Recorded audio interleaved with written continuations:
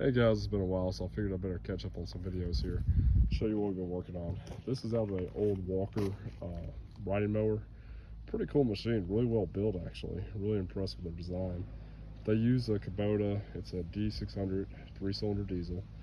And if you notice, we pulled this one as a complete pack. The mower suffered a fire. It sat for a couple of years. Customer wasn't sure of the condition. It was a barn fire.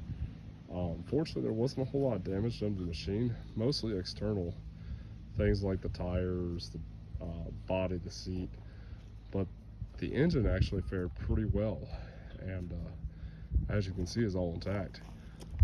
Got some fresh fuel on a standalone fuel cell hooked up to it, and these do require about 4 to 6 psi to the injection pump to work right.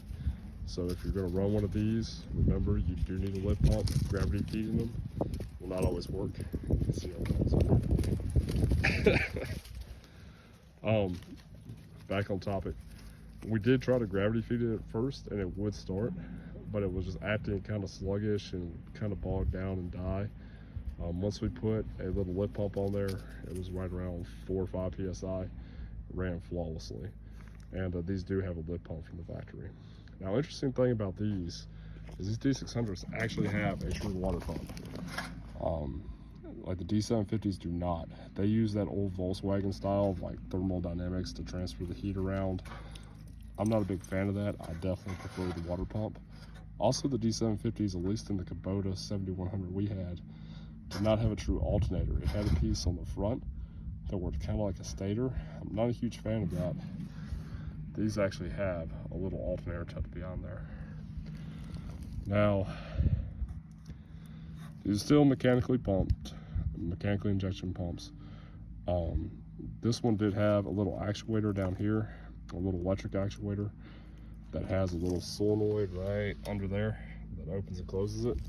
But you can honestly just wire this open if you don't have any 12-volt source going to it, and it'll work just fine. All this is just for you to shut off the fuel. So your throttle's still down here. So this one still has, even after the fire, you can still see good cooling in there. And this whole unit that we cut out is going to go to probably a little garden tractor project.